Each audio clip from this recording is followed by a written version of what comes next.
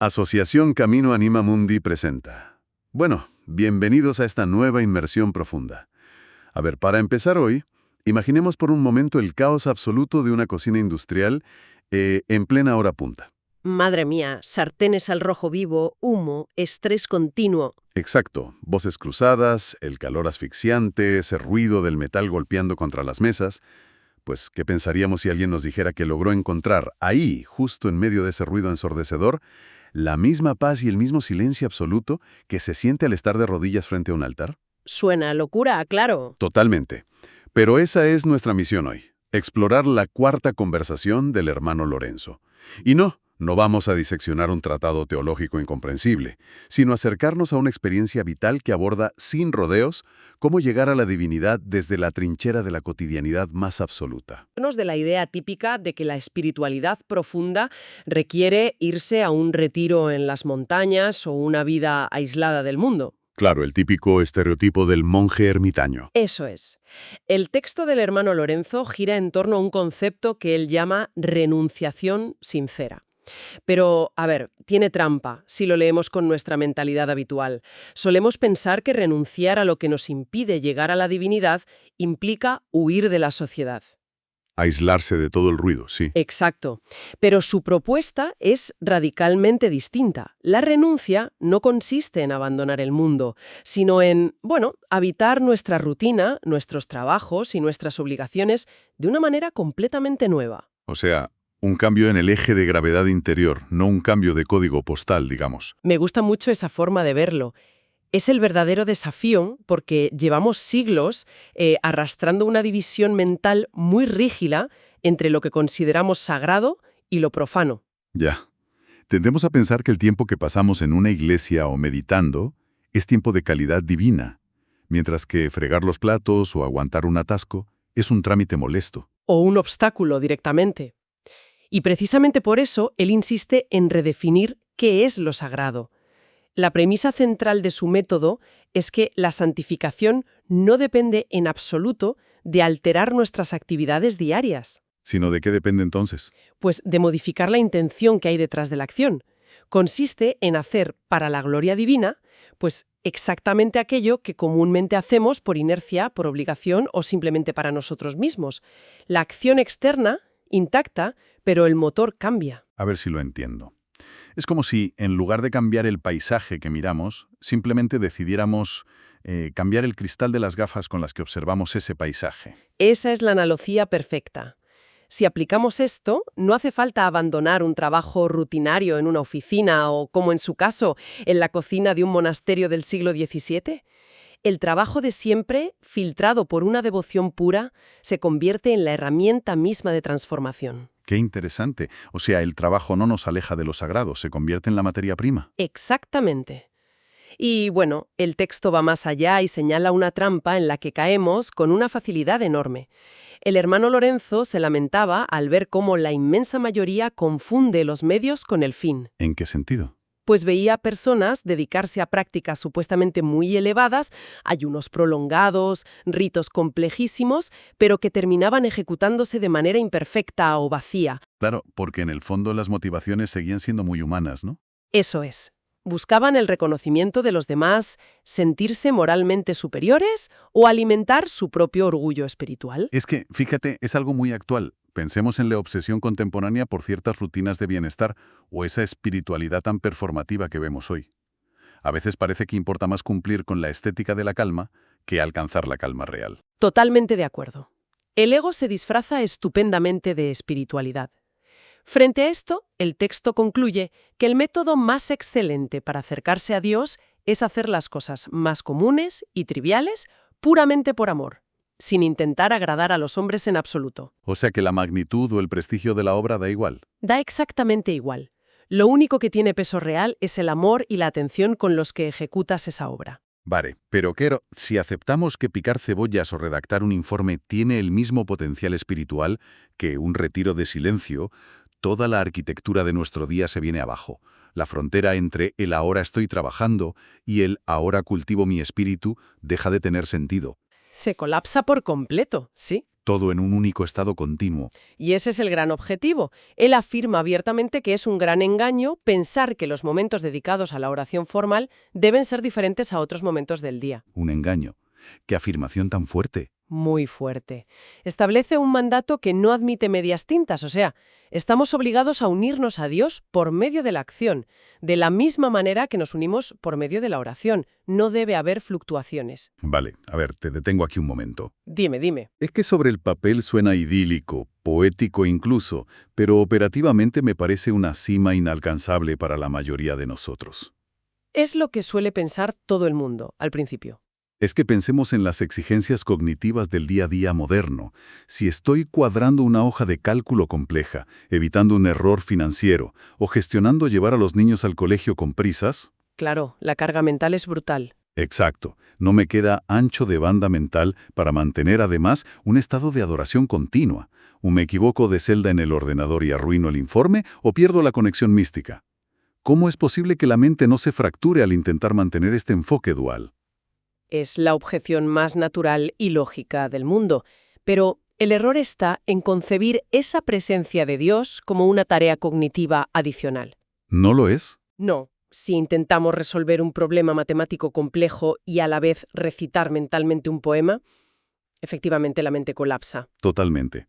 Pero lo que describe el hermano Lorenzo no es la superposición de dos procesos intelectuales. Él decía que su oración personal se había despojado de toda complejidad, reduciéndose a un simple sentido de la presencia. Un sentido de la presencia, como una especie de atmósfera de fondo. Eso es, exactamente. Más que una acción mental repetitiva, es un estado de conciencia subyacente. Piensa en cómo somos conscientes de la gravedad o de la temperatura de una habitación. Vale, no estoy pensando activamente hace frío cada segundo. Exacto. Pero esa realidad condiciona cómo te mueves y te acompaña sin distraerte de tus tareas. En ese estado, el alma se vuelve sensible al amor divino como un telón de fondo constante. Él relataba que al terminar sus horas de rezo no notaba ninguna diferencia porque seguía experimentando lo mismo mientras fregaba cacerolas. Madre mía. Aún así, imagino que llegar a instalar ese, digamos, sistema operativo de fondo requiere un entrenamiento férreo. Nadie nace sabiendo mantener la calma absoluta en medio del caos. Desde luego que no. Y el texto es súper honesto al describir el laboratorio vital del hermano Lorenzo. Nos revela que durante sus años de noviciado su práctica estaba muy lejos de ser natural. Así, le costaba. Muchísimo. Al principio recurría a esfuerzos mentales extenuantes. Pasaba horas elaborando meditaciones discursivas, construyendo razonamientos estudiadísimos para autoconvencerse. Vamos, que sudaba tinta intentando mantener la atención. Sudaba tinta, sí. Era un proceso forzado, áspero, guiado puramente por la fuerza de voluntad y no por la fluidez de la gracia. Pues oye, esto es un alivio inmenso. Cualquiera que haya intentado meditar 5 minutos y haya acabado pensando en la lista de la compra se sentirá identificado. Demuestra que no hubo magia, sino prueba y error. Un proceso largo y lleno de fricciones, sin duda. Pero con el tiempo evolucionó hacia una familiaridad asombrosa. Y para entender cómo forjó esa mente, el texto detalla cómo operaba en la cocina, con 3 fases muy claras. ¿Cuáles son? La primera ocurría antes de entrar en acción. Antes de cocinar, evaluaba sus deberes, miraba el caos que tenía delante y establecía una conversación interna muy sencilla, sin grandilocuencias. ¿Qué se decía? Pues algo parecido a, puesto que debo aplicar mi mente a estas cosas externas, te suplico que me concedas la gracia de continuar en tu presencia. Acepta todas mis obras. Qué bueno. Es una forma de calibrar la intención antes de entrar en la batalla, ¿no? Prepara el terreno para que la acción no le arrastre. Esa es la clave. Luego la segunda fase transcurría durante el trabajo mismo. En medio del ajetreo y de las comandas, mantenía esa tensión amorosa de fondo que comentábamos antes. Elevaba silenciosamente su trabajo. Exacto. Pero la tercera fase es quizás la más revolucionaria desde el punto de vista psicológico. El examen posterior y la gestión del fracaso. Uy, aquí es donde la mayoría solemos tropezar casi siempre. Efectivamente. Porque al terminar, se examinaba con total honestidad. Si lo había hecho bien, daba las gracias. Pero si fallaba, si se había distraído o irritado con sus compañeros... ¿Qué hacía? se fustigaba. No, ahí está lo fundamental. Simplemente pedía perdón y volvía a poner su mente en orden sin desanimarse en absoluto. Retomaba su práctica inmediatamente, sin culpa. O sea, un reinicio sin culpa. Esto me recuerda irremediablemente al proceso de aprender a tocar un instrumento musical complejo, como un violín o un piano. Es una gran analogía, sí. Claro, al principio cada posición de los dedos exige un esfuerzo consciente brutal. Es agotador, como los razonamientos forzados de su noviciado. Y por supuesto, tocas notas falsas todo el rato. Constantemente. Si cada vez que un aprendiz desafina, tira el arco al suelo y se sumerge en la culpa por no ser un virtuoso, pues jamás aprenderá a tocar. La pieza central del método es no perder el tiempo lamentando el error, sino volver a colocar los dedos en la cuerda. Siguiendo con esa idea, el texto nos revela algo que rompe con nuestra tendencia natural. Nos enseña que el desaliento frente a nuestros fracasos, esa frustración profunda que sentimos, a menudo no es un signo de humildad. Ah, no. ¿Qué es entonces? Es puro orgullo herido. Nos enfadamos con nosotros mismos porque nuestra autoimagen de perfección se ha resquebrajado. El hermano Lorenzo, al contrario, veía sus distracciones como pruebas de su fragilidad natural. Ya veo. Y en lugar de hundirse en el remordimiento, confiaba en los méritos infinitos y en la gracia que siempre está disponible para reiniciar. Es una cura de humildad fulminante.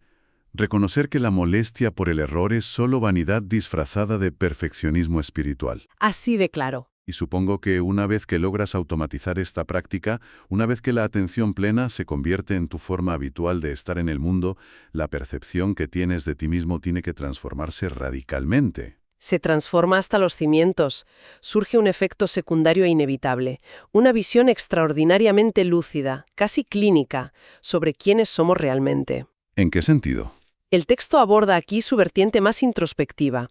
La proximidad a lo divino funciona como un espejo implacable que revela al individuo como un ser inmerecedor, frágil, expuesto a miserias y humores inestables. Vamos, que el ego queda completamente desnudo. Completamente. Una humildad absoluta. Pero a ver, me pregunto cómo se traduce esa desnudez frente a los conflictos del mundo exterior.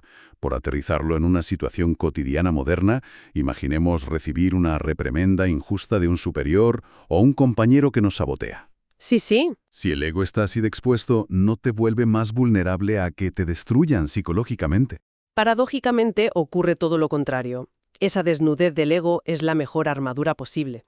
Si uno ya ha aceptado plenamente su propia fragilidad, la crítica externa deja de encontrar resistencia. Entiendo. El texto nos advierte que no debe sorprendernos que otras personas nos tienten, nos contradigan o se opongan a nosotros. Aconsejaba que estas fricciones deben soportarse pacíficamente. Claro, porque dejan de percibirse como un ataque personal. Al retirar la importancia personal, el insulto te atraviesa sin quedarse enganchado en el orgullo. Exactamente. Y no solo eso. El texto atribuye a estas contradicciones un valor incalculable. Las considera herramientas providenciales que forjan la mayor perfección del alma. ¿Por qué las considera tan valiosas? Porque nos obligan a constatar empíricamente que, por nuestras propias fuerzas, somos incapaces de mantener la paz. Y esto nos empuja hacia el objetivo último: alcanzar una dependencia total, gozosa y absoluta de la gracia divina. Soltar las riendas por completo. ¡Wow! Esto nos lleva a una de las ideas más potentes de estas reflexiones. Tras desgranar este proceso, desde la renuncia inicial hasta la disolución del ego, da la sensación de que toda la complejidad de la práctica religiosa queda reducida a su mínima expresión. Así es. Todo el andamiaje exterior de la religión se destila en su esencia más pura y transformadora. El texto asegura que el camino se sostiene sobre 3 pilares inquebrantables. Fe, esperanza y caridad, ¿verdad? Eso es, entendiendo la caridad como amor en acción. Para quien logra anclarse verdaderamente en estas virtudes, la realidad entera cambia de textura. Las situaciones imposibles se vuelven posibles mediante la fe. Las cargas aplastantes se hacen menos difíciles gracias a la esperanza. Y las tareas más áridas y tediosas resultan muchísimo más fáciles cuando el motor que las impulsa es el amor puro. Es un despojamiento fascinante. Nos pasamos la vida creyendo que para crecer necesitamos sumar cosas, leer más libros complejos, dominar técnicas exóticas, cumplir con listas interminables de requisitos. Totalmente. Y el mensaje aquí apunta en la dirección diametralmente opuesta. El camino no es una suma, es una resta. Es quitar capas, quitar ruido, reducir el volumen de nuestras ansiedades y perfeccionismos hasta que solo quede esa confianza básica. Todas las demás prácticas no son más que muletas temporales al final. Son herramientas, sí. Y el texto insiste en que deben usarse única y exclusivamente como medios temporales, para ser absorbidos por estas tres virtudes. Claro. El fin último de toda la disciplina, del reinicio sin culpa, de fregar cada plato con atención, es transformarnos hoy en los adoradores perfectos que esperamos ser en la eternidad. La eternidad, no como un lugar post-mortem, sino como una forma de percibir el presente continuo. ¡Qué maravilla! Haciendo un poco de recapitulación, hemos visto cómo el texto nos propone un arco de transformación total. Comienza invitándonos a no huir de nuestras circunstancias, sino a cambiar la intención con la que las vivimos. Luego derrumba ese muro ilusorio entre tiempo sagrado y tiempo profano. Exigiendo que ambos tengan la misma densidad. Y luego la anatomía de la práctica, ese entrenamiento de presencia de fondo y misericordia hacia nuestros propios errores mediante el reinicio constante. Todo para llevarnos a comprender nuestra vulnerabilidad, liberarnos del ego y depender de la gracia. Y fíjate, quienes conocieron al hermano Lorenzo decían que nunca se le veía apurado por la urgencia ni tampoco ocioso. Hacía cada cosa a su tiempo con una tranquilidad inquebrantable en medio de las peores tormentas. Pues esa imagen de alguien moviéndose sin prisa, pero sin pausa, con esa tranquilidad en medio del caos, es probablemente el antídoto más necesario para nuestra época. Hoy vivimos sumergidos en una productividad frenética, ahogados en notificaciones, agotados. Totalmente fragmentado, sí. Todos estamos atrapados en nuestra propia cocina industrial, lidiando con el ruido constante. Y creemos que la paz solo llegará cuando logremos huir de ahí, cuando lleguen las vacaciones o cuando todo se detenga. Pero a la luz de lo que hemos explorado, cabría plantearse una pregunta radical para quien nos escucha. A ver, ¿Qué pasaría si nuestra rebelión más profunda y silenciosa no consistiera en intentar escapar de ese estrés? ¿Qué pasaría si decidiéramos convertir nuestro propio ruido diario, la avalancha de correos, el transporte público, las tensiones, en el altar mismo de nuestra devoción? ¿Es posible que esa paz inmensa que buscamos en retiros lejanos lleve todo este tiempo escondida justo ahí, en el centro exacto de nuestro día más caótico? es una reflexión espectacular para cerrar. Quiero acabar con animamundi.org.